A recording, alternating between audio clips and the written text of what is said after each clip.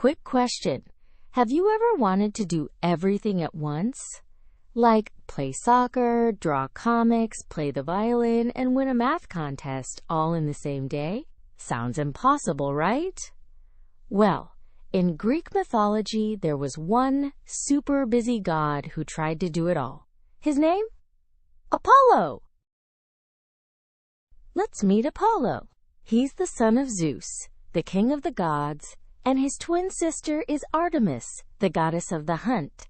Pretty cool family, huh? Apollo wasn't just good at one thing. Nope, he was the god of the sun. He was the god of music and poetry. He was the god of archery. He was the god of medicine. His favorite instrument was the lyre, kind of like a golden harp. And with his bow and arrows, he was as sharp as any superhero archer. Imagine a mix between a rock star, a doctor, and an astronaut. That was Apollo. Here's one famous story about Apollo. When he was just a baby, a giant snake monster called Python was scaring people near a sacred cave in Delphi. Python was huge, slimy, and terrifying. Apollo, even though he was young, picked up his shiny golden bow and arrows. Swish, whoosh! He defeated the monster and claimed the cave as his own. That's where he built the Oracle of Delphi, a place where people came from all over Greece to ask questions about their future. Should they go to war? Should they plant more crops? The priestess of Apollo would answer, speaking in mysterious words that Apollo was believed to send. So Apollo wasn't just a fighter. He became a wise guide for people too. Think about it. Apollo's story is kind of like being the go-to person in your class. Maybe you're good at soccer, or maybe you always know the answer in math, or maybe you help your friends solve problems. Like Apollo, you don't have to be just one thing. You can shine in many ways. Now here's the science twist. Apollo was called the god of the sun.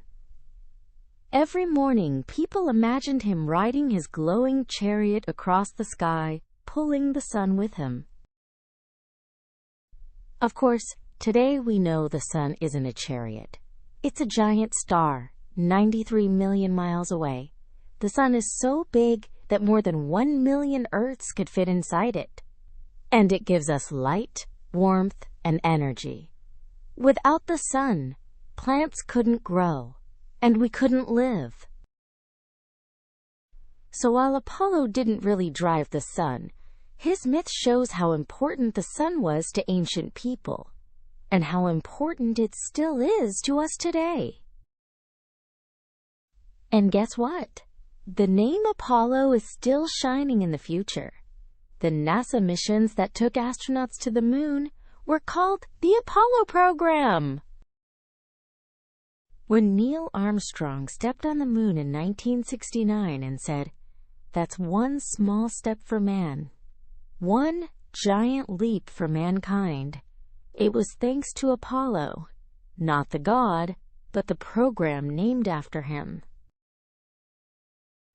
And today, we even have the Artemis program, named after Apollo's twin sister, which plans to send astronauts back to the moon, and maybe one day to Mars. So the myths of Apollo and Artemis keep inspiring real space adventures. So what did we learn? Apollo was the god of many talents: music, archery, healing, the sun, and even seeing the future.